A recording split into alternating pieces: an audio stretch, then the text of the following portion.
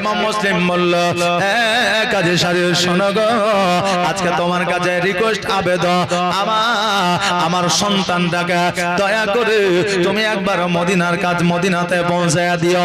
এই আবেদন তোমার কাছে রেখে দিলাম, এইটাকে তুমি ফলো করো। কাজী সাহেব শোনো রে, আমার দুই সন্তানকে যদি মদিনায় পৌঁছে দিতে পারো, আমি ইমাম মুসলিম তোমাকে সঙ্গে করে জান্নাতে নিয়ে যাবো। জোরে বলেন সুবহানাল্লাহ। এবার ইমাম মুসলিম রাদিয়াল্লাহু তাআলা আনহু আবার উম্মে হানির বাড়ির দিকে যেন রওনা হয়ে গেল। রাত্রি বেলা উম্মে হানির বাড়িতে যেন ঘরের মধ্যে থাকিতে লাগিল। এইদিকে ইয়াজিদ চিন্তা করে, হায় রে, এতদিন হয়ে গেল, 4 দিন 5 দিন 7 দিন অতিবাহিত হয়ে গেল, কিন্তু ইমাম মুসলিমের খোঁজ খবর পাওয়া গেল না।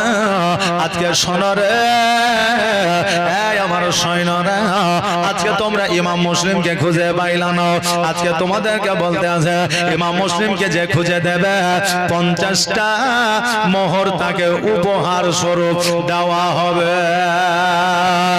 একজন সৈন্য বলল, আমাদের রাজা বাদশাহ শোনো, আমাকে 50টা মোহর আগে দিতে হবে, তবে আমি ইমাম মুসলিমকে খুঁজে বার করব। বলে ঠিক আছে, আজকে তোমাকে 50টা মোহর দেওয়া হবে। যদি 50টা মোহর নেওয়ার পরে ইমাম মুসলিমকে খুঁজে বার করে দিতে না পারো, তবে শোনো, আমি তোমার গর্দান শরীর থেকে আলাদা করে দেব, কারণ আমার সঙ্গে 2 নম্বরই করা যাবে না।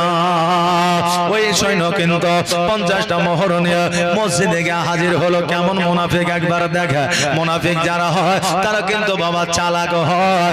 মুনাফিক এই দিকেও কাটবে, ওই দিকেও কাটবে, এটাই হলো তাদের আসল পরিচয়। এদেরকে মুনাফিক বলা হয়।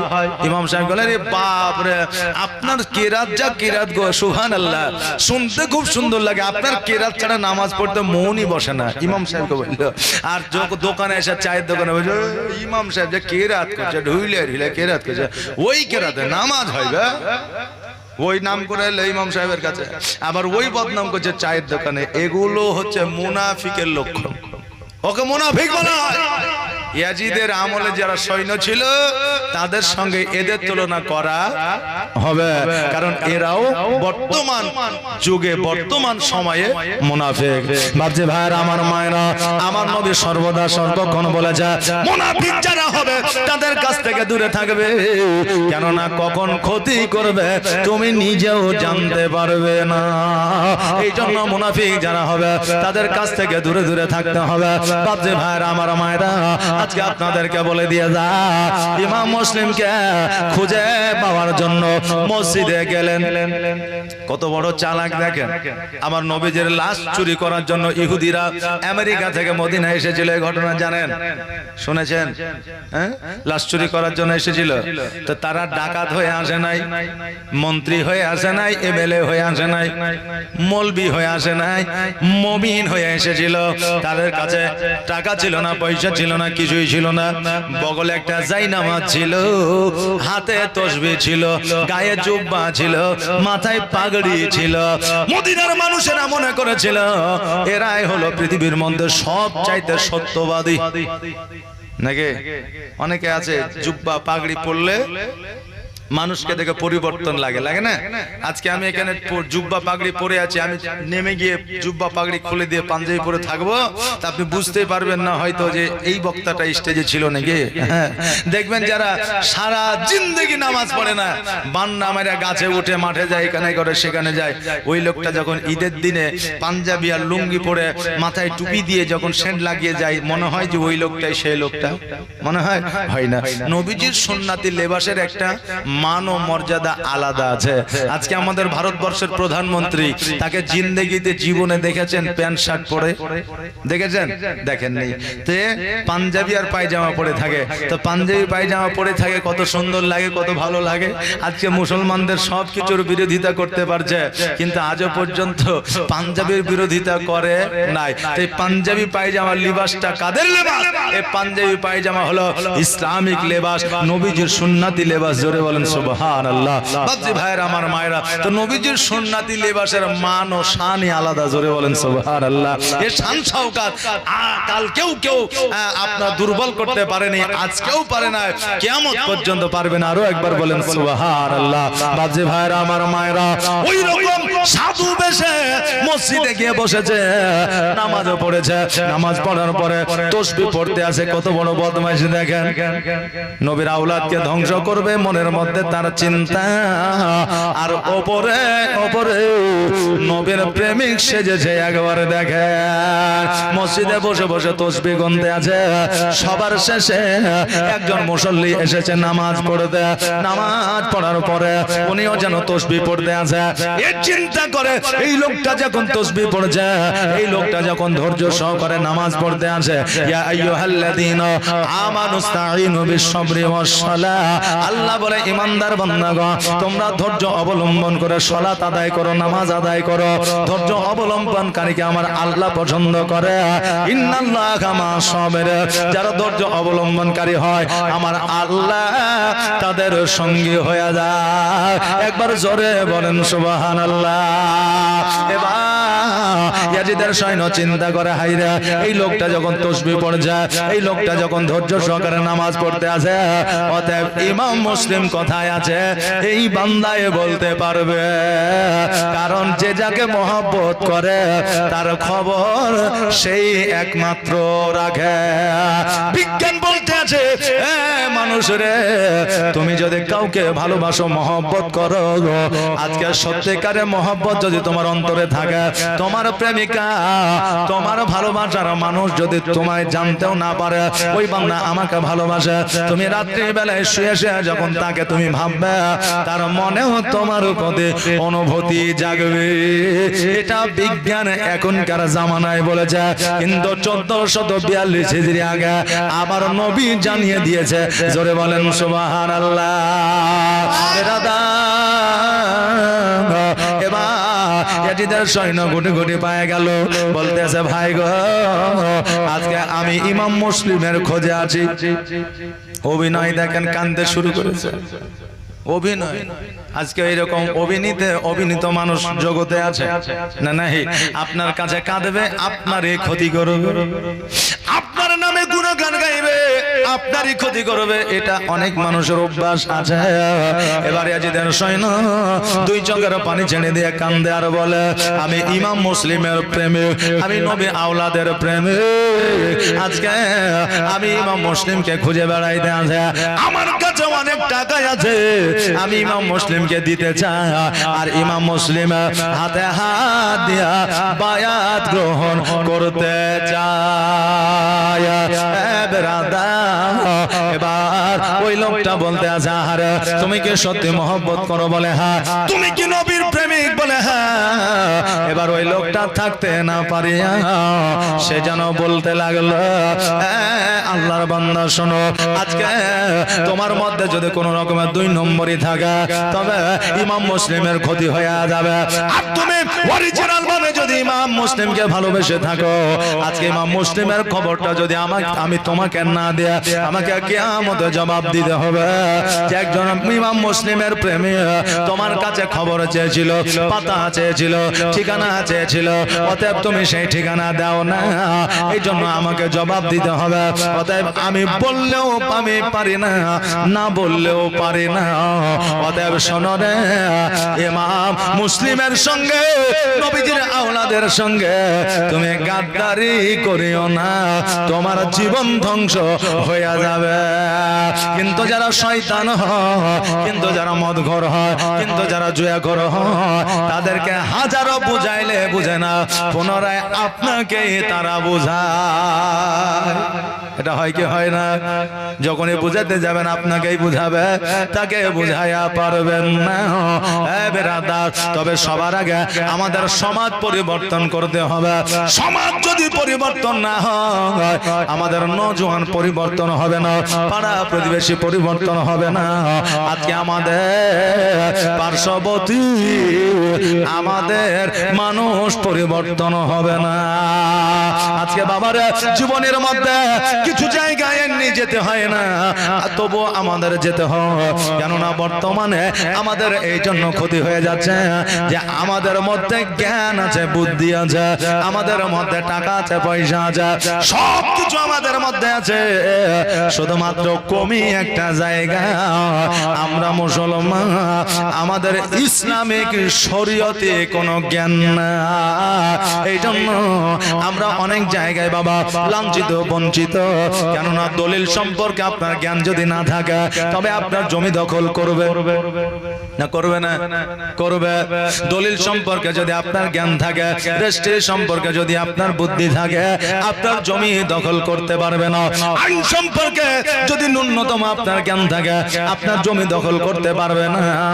ঠিক ওই রকম ইসলামিক জ্ঞান যদি আপনার মধ্যে থাকে, ইলম যদি আপনার মধ্যে থাকে, আপনার প্রতি জুলুম করতে পারবে না।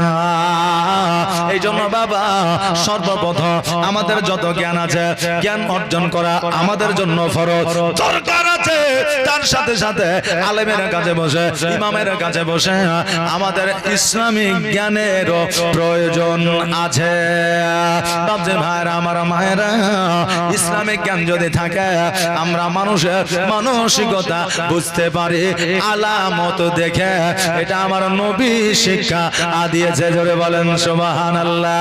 বাবজি ভাইরা, ওই লোকটা বলে দিল, শোনো রে, আজকে নবীর বংশের সঙ্গে গাদ্দারি করিও না, তোমার জীবনটা ধ্বংস হয়ে যাবে।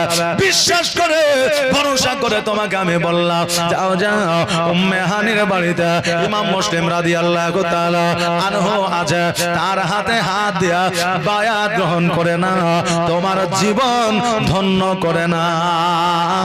ওই বান্দা কোটি কোটি ভাই ইমাম উম্মে হানির বাড়িতে গেল, দরওয়াজায় যাওয়ার পরে সালাম দিল, আসসালামু আলাইকা ইয়া আহলাল বাইত। এবার সালামটা দিল, সালামের উত্তরটা দিল, দরওয়াজা খুলল। এবার উম্মে হানিকে বলে, উম্মে হানি, তোমার বাড়িতে ইমাম মুসলিম আছে, ডাইরেক্ট বলছে। এবার উম্মে হানি চিন্তা করে, আল্লাহ গো, আজকে আমি যদি বলি নাই, মিথ্যা বলা হয়ে যাবে। আমি যদি বলি আছে, তবে ইমাম মুসলিমের উপরে জুলুম হবে। কোনটা বলবো আমি নিজেও বলতে পারি না। কেননা যারা মুসলমান হয়, যারা মুমিন হয়, যারা ইমানদার হয়, তারা কখনোই মিথ্যা বলতে পারে না। আজকে আমাদের জগতে একটা জিনিস প্রচলিত আছে যে জীবন যখন আমাদের শটে, জীবন যখন কোন সংকীর্ণ জায়গায় পৌঁছে যায়, তখন মিথ্যা বলা যায় যাচ্ছে কথা বলে বলে না। অনেক মানুষ আছে, যদি প্রাণের যদি থাকে, যদি মরণের কাছাকাছি চলে বাঁচার জন্য মিথ্যা কথা বলতে হবে, এটা জায়েজ আছে, অনেকে বলে না। কিন্তু ইতিহাস তাদের জানা নাই, এই মশলা তাদের জানা নাই। ইমাম সাহেবের কাছে, আলেম ওলামার কাছে একটু বসবেন, জেনে নিবা। আমরা জগতে এমন লোক আছে যে যারা যেটা হাদিসে নাই, মশলা মাসাইলে নাই, সেটাও আমরা প্রকাশ করে থাকি। আর অনেকে এটাকে হাদিস মনে করে বিশ্বাস করে থাকে। বাপজি ভাইরা, আমার মায়েরা, আপনাদের লক্ষ্য করে বলে দিয়ে যায়। এবার উম্মে হানি বললে, শোনো গো, আমার বাড়িতে ইমাম মুসলিম আছে, তোমাকে কে বললো? সে বলল, মসজিদে একজন মুসল্লি বলেছে। উনি জানতে পারলেন, বুঝতে পারলেন, উনি জেনে গিয়ে যা, আজকে যদি আমি ইমাম মুসলিমের সঙ্গে দেখা না করায় দিই, তবু এজিদকে গিয়ে বলবে। আর যদি দেখা করাইয়া দিই, তবু এজিদকে বলবে। অতএব দেখা না করালে 100% এজিদকে বলবে। আর দেখা করাইয়া দিলে ইমাম মুসলিমের চেহারা দেখিয়া মায়ায় পড়ে যাইয়া যদি এজিদকে না বলে, এখানে 99, 97, 70% চান্স না বলার আছে। এই জন্য সাক্ষাৎ করার ব্যবস্থা করে দিলাম। এবার ওই আল্লাহর বান্দা এজিদের সৈন্য ইমাম মুসলিমের কাছে যাওয়ার পরে পরে পা দুখানা ধরে পড়ে গেল, দুই চোখের পানি ছেড়ে কান্না করতে লাগল। কেননা এই অভিনয় ইমাম মুসলিম রাদিয়াল্লাহু তাআলা আনহু বুঝতে পারে নাই রে বাবা। যারা সাদা সিধা মনের মানুষ, তাদের মধ্যে কোনো চালাকি থাকে না। আর এরা এরা চালাকিও ধরতে পারে না। চোরের সঙ্গে চোরের বন্ধুত্ব হয়, মৌলবীর সঙ্গে মৌলবীর বন্ধুত্ব হয়, বক্তার সঙ্গে বক্তার বন্ধুত্ব হয়, মাস্টারের সঙ্গে মাস্টারের বন্ধুত্ব হয়। কেননা মাস্টারের চালাকি মাস্টার ধরতে পারে, চিটারের চালাকি চিটার ধরতে পারে, মৌলানার চালাকি মৌলানা ধরতে পারে। এই জন্য বাবা একে অপরের সঙ্গে বন্ধুত্ব হয়, কিন্তু জিন্দেগিতে আপনার নরমাল সাদা সিধা মানুষের সঙ্গে চোরের কখনো বন্ধুত্ব হয় না। ইমাম মুসলিম রাদিয়াল্লাহু তাআলা আনহু তার চোখের পানি দেখিয়া কান্না দেখে মনে করলো এ আমাকে আসলে ভালোবাসে, মাথায় হাত বুলাইয়া দিল। আর ওই বান্দা ইমাম মুসলিমকে কিছু মোহর দিল আর বলল, হুজুর গো দেখে থাকবে, একটু লুকায়িত চুপায়িত ভাবে থাকবে, কারণ ইয়াজিদ আপনাকে পাইলে ছাড়বে না। কিন্তু আসল পিয়ন হলো সে, এটা প্রকাশ করছে না। এবার বেরাদার ইমাম মুসলিমের কাছ থেকে বিদায় নেওয়ার পরে যখন বাড়ি থেকে ঘর থেকে বার হয়ে গেল, বার হয়ে যাওয়ার পরে এবার চলে গেল উম্মে হানি। ভয়ে ভয়ে যেন রাত্রিটা পার করলো। যেমনই সকাল হয়ে যায় ইয়াজিদের সৈন্যরা উম্মে হানির বাড়িতে এসে হাজির হয়েছে। উম্মে হানি বলে, কি হলো? বলে, তোমার বাড়িতে ইমাম মুসলিম আছে, তুমি ইমাম মুসলিমকে বের করো। বলে, কে বললো ইমাম মুসলিম আছে? বলে, আমরা শুনলাম, আমাদেরকে বলেছে, খবর আছে। বলে, না, ইমাম মুসলিমকে আমার জান থাকতে প্রাণ থাকতে আমি তাকে পাকড়াও করতে দেব না। এবার বাবা টানাটানি হুড়াহুড়ি শুরু হয়ে গেল। যখন কোনো মতে বাড়িতে প্রবেশ করতে দিল না, উম্মে হানিকে ধরে পাকড়াও করে ইয়াজিদের সম্মুখে নিয়ে যাওয়া হলো। আর আমার ইমাম মুসলিম রাদিয়াল্লাহু তাআলা আনহু জানো ওই উম্মে হানির বাড়ি থেকে মসজিদের ভিতরে যেন আপনার চলে গেল। বাবারে উম্মে হানির বাড়িতে খোঁজাখুঁজি করলো, কিন্তু ইমাম মুসলিমকে পাওয়া গেল না। এইদিকে ইয়াজিদ প্রশ্ন করে, উম্মে হানি শোনো রে, আজকে তোমার বাড়িতে ইমাম মুসলিম আছে। বলে, আপনাকে কে বললো? বলে, এই দেখো এই লোকটাকে তুমি কি চিনতে পারো? উম্মে হানি বলতে আছে, আমি এই লোকটাকে কালকে সন্দেহ করেছিলাম যে এই পিয়ন আছে, এ খবরা খবরে দিতে থাকে, ইয়াজিদকে আমি সন্দেহ করেছিলাম। আমার সন্দেহটা আজকে বাস্তবায়িত হয়ে গেল। তাকে বলল, তুমি যেইভাবে কান্না করতেছিলে, যেইভাবে তুমি অভিনয় করতেছিলে, আজকে তুমি নবীর আওলাদকে বিপদের মুখে ফেলে দিয়েছ। আরে আল্লাহর বান্দা, তোমাকে আল্লাহ ছাড় দিবে না। বাজে ভাইরা আমার মায়েরা, উম্মে হানি বলল, ইয়াজিদের দল শোনো রে, আমাকে তোমরা কতল করে দাও, শহীদ করে দাও, আমার প্রাণটা কেড়ে না, আমি তবু আমি ইমাম মুসলিমের খবর দিব না। এই কথা যখন বললেন, উম্মে হানিকে যেন বাবা জেলখানার মধ্যে বন্দী করে দেওয়া হলো। আহারে উম্মে হানিকে জেলখানার মধ্যে বাবা বন্দী করে দিল। ওই আপনার তাইফের মানুষেরা আন্দোলন শুরু করে দিল, উম্মে হানিকে কতল করে দিয়েছে বলে। এবার ইয়াজিদ বলল, উম্মে হানিকে আমরা কতল করি না, উম্মে হানিকে বাবা দেখায়া দিল। কিন্তু ওই তাইফের মানুষেরা যদি উম্মে হানিকে সঙ্গে করে নিয়ে আসবো এই দাবিটা যদি করত, তবে সবাই যেন ছাড় পেয়ে যেত। কিন্তু ওই তাইফবাসীরা কতল করেছে বলে তারা আন্দোলন করেছিল, কিন্তু উম্মে হানিকে যখন দেখা দিল সবাই শান্ত হয়ে গেল, আর কেউ আন্দোলন করলো না। উম্মে হানিকে পুনরায় জেলখানার মধ্যে বন্দী করে দেওয়া হলো। বাপজি মারা আজকে ওই ইয়াজিদদেরকে অনেকেই বলে ইয়াজিদ ভালো ছিল, জোরে বলেন নাউজুবিল্লাহ। আজকে আমাদের মতো অনেক মুসলমান আছে যারা ইয়াজিদের প্রশংসা করে। বর্তমানে যারা মানুষকে মানুষ হইয়া ভালোবাসতে পারে না, তারা কেমন করে নবীর আওলাদকে ভালোবাসবে? আমার নবী বলেছে, জগতের মধ্যে তুমি যতই ইবাদত বন্দেগি করো না কেন, মানুষ হইয়া মানুষকে যদি ভালোবাসতে না পারো, পাড়া প্রতিবেশীকে যদি ভালোবাসতে না করো তোমার কোনো ইবাদত আল্লাহর দরবারে কবুল হবে না। এই জন্য কবির ভাষায় বলে দিয়েছে, আমি মানুষ হইয়া জন্ম লইয়া মানুষে করিলাম কি, আমি মানুষ হইয়া জন্ম লইয়া মানুষে করিলাম কি, আমি নবী না চিনিলাম কি ভুল করিলাম, ঝুলিতে ভরিলাম কি, আমি মানুষ হইয়া জন্ম লইয়া মানুষে করিলাম কি। ভাইরা আমার মায়েরা, এই জন্য ইবাদত যেমন আমাদের জন্য জরুরি, মানুষ হইয়া মানুষকে মহব্বত করাও ততটা জরুরি। জোরে বলে সুবহানাল্লাহ।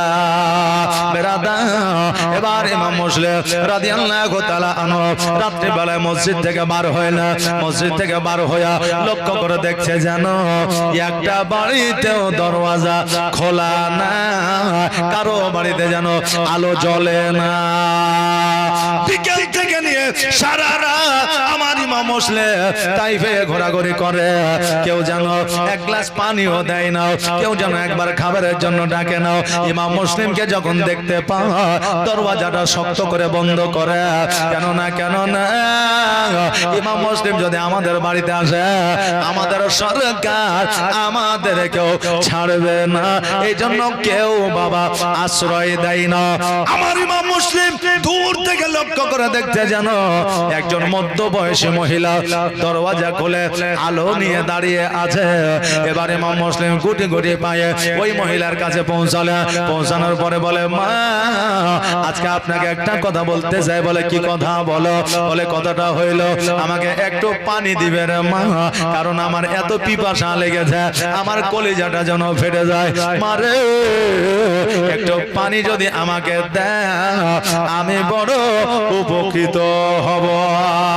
সঙ্গে সঙ্গে ওই মহিলা বাড়ি থেকে না পানি নিয়ে আসলে পানিটা দিলে, পানিটা পান করার আগে ইমাম মুসলিম বলতেছে, মা গো একটা কথা আপনাকে জানাতে চাই। বলে বলো। বলে মা তুমি কি জানো ইমাম মুসলিম নামে একজন বান্দা এই তাইফে এসেছে, তার ভয়ে সারা বাড়িতে দরওয়াজা লাগানো আছে, কেউ তাকে বাড়িতে প্রবেশ করতে দেয় না। ইয়াজিদ এলান করে দিয়েছে তাকে যদি আশ্রয় দেয়, তাকে যদি টাকা দেয়, তাকে যদি আপনার পানি দেয়, খাবার দেয়, তাকে জ্বালিয়ে দেওয়া হবে, পুড়িয়ে দেওয়া হবে, তাকে বন্দী করে দেওয়া হবে।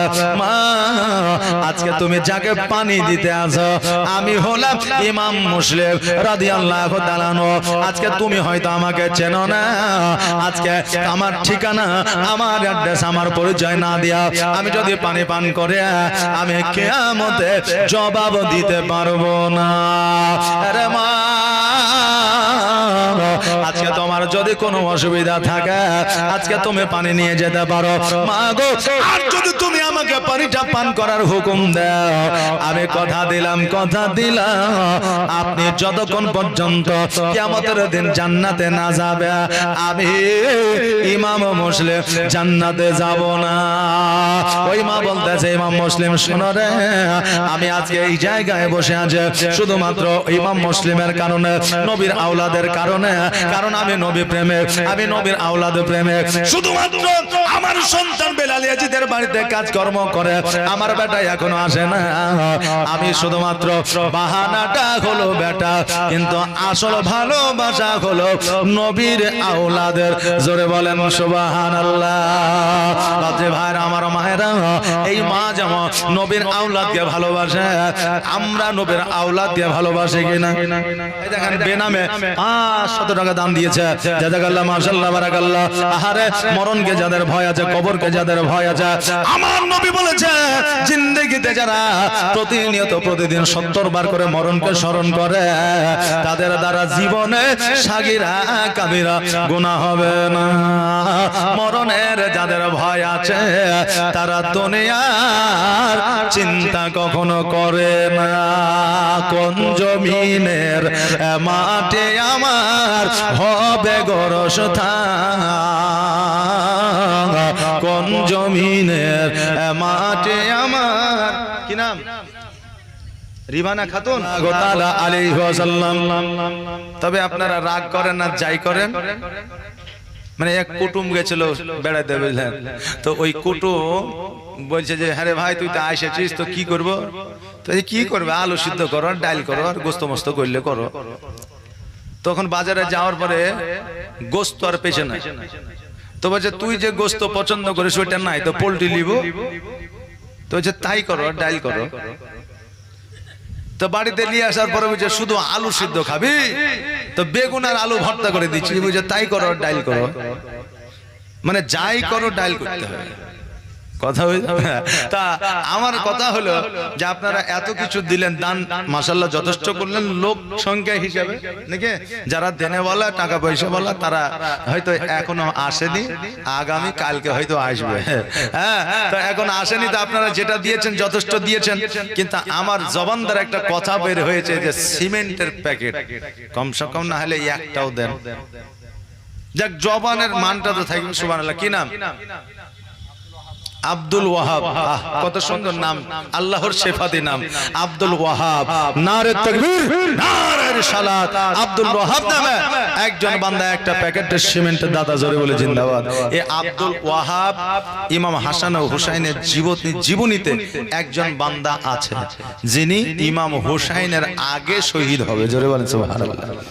ইমাম হুসাইনের আগে শহীদ হবেন, ওনার নাম হচ্ছে আব্দুল ওয়াহাব। ওই আব্দুল ওয়াহাব একটা সিমেন্টের প্যাকেট দিয়েছে। জাযাকাল্লাহ মাশাআল্লাহ সুবহানাল্লাহ। বাবারে মরণকে ভয় করে, আজকে কবরকে স্মরণ করে, আজকে সত্যি বলছি মসজিদের জন্য যদি একটা সিমেন্টের প্যাকেট একটা টাকাও যদি দিয়ে যান, কবরে ওই মসজিদ আপনার জন্য জাহান্নামে যাইতে দিবে না, মসজিদ আপনার জন্য ফরিয়াদ করবে, কিয়ামতে সব ধ্বংস হয়ে যাবে, পাহাড় পর্বত নদী নালা তুলোর মতো উঠবে, কিন্তু মসজিদ ধ্বংস হবে না। আল্লাহ বলবে মসজিদ ধ্বংস হয়ে যাও। মসজিদ বলবে আল্লাহ যারা আমাকে টাকা দিয়ে পয়সা দিয়ে সময় দিয়ে শ্রম দিয়ে টাকা বালি দিয়ে পাথর দিয়ে ইট দিয়ে যারা আমাকে তৈরি করেছে তাদেরকে যতক্ষণ জান্নাতে না দিবেন ততক্ষণ পর্যন্ত আমি মসজিদ ধ্বংস হব না, জোরে বলেন সুবহানাল্লাহ। বাবজি তাই জান্নাতের আশা আমাদের সকলের আছে। আর দুইটা ভাই সিমেন্ট একটা করে দিয়ে তিনটা পুজিয়ে দেন, ততক্ষণ নাচটা বলে আমার ওয়াজ শুরু হবে। কোন জমিনের মাঠে আমার হবে গোরস্থান, কাদের চোখের জলে আমি পাইব পরিত্রাণ, পাইব পরিত্রাণ।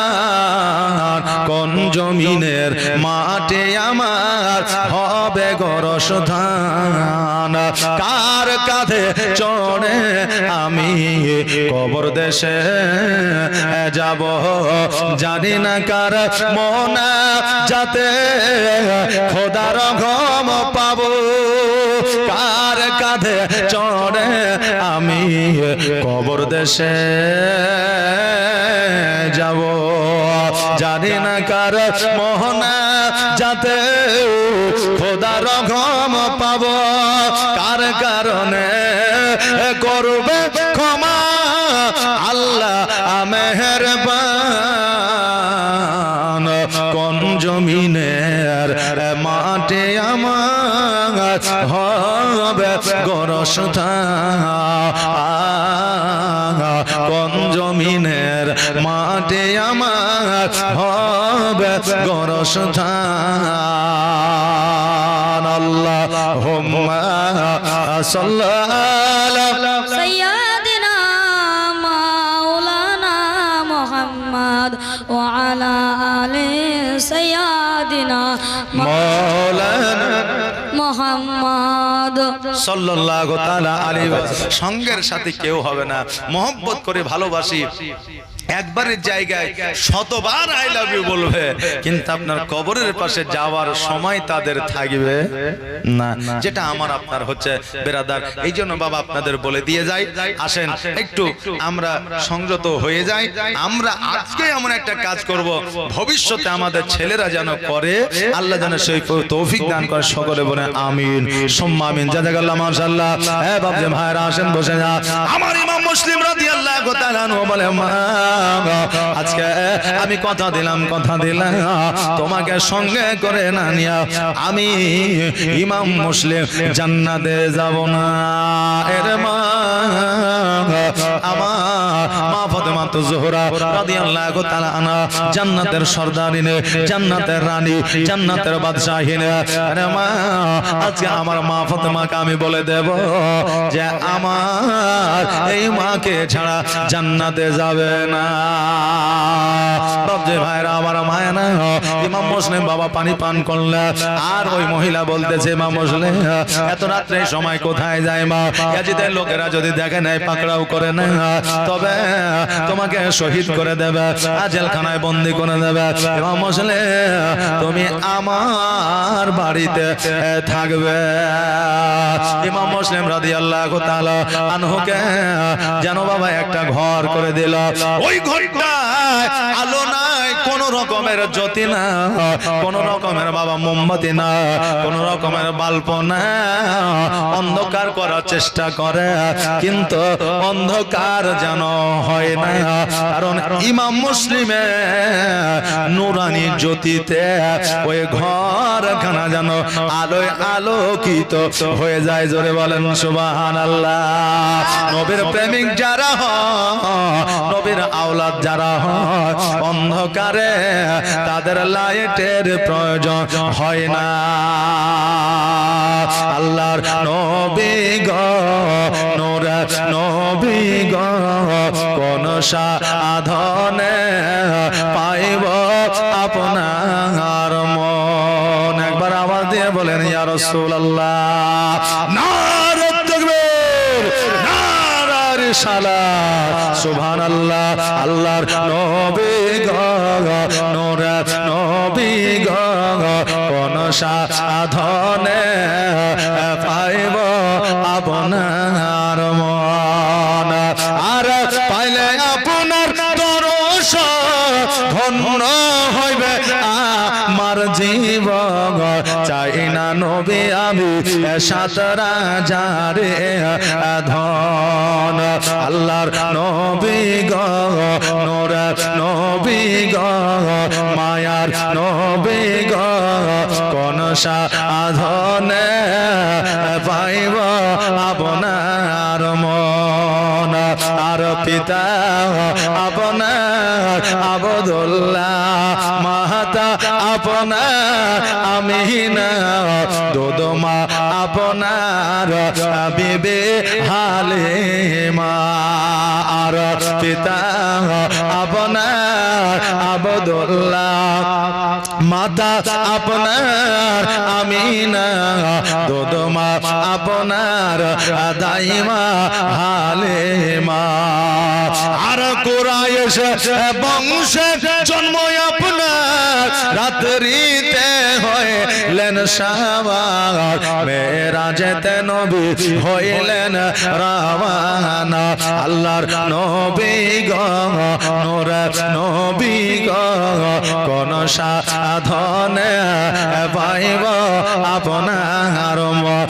আর পাইলে আপনার দর্শন ধন্য হইবে আমার জীবন। চাই না নবী আবে সাতরা জারি ধর। আল্লাহর নবী গো, মায়ার নবী গো, সোনার নবী গো, উম্মতের কান্ডারি গো, কোন সাধনে পাইব আপনার মন? সুবহানাল্লাহ। এতক্ষণ ধৈর্য ধারণ করে গরমের সময়ে যে সময়টা দিলেন, আল্লাহ খুশি হবে, ইমাম হাসান ও হোসেন খুশি হবে। নবী খুশি হইলে জাহান্নাম আপনাদের তরে হারাম হয়ে যাবে। জোরে বলেন আমিন। আমিন। বেরাদার, আগামী কালকে রাত্রি আছে,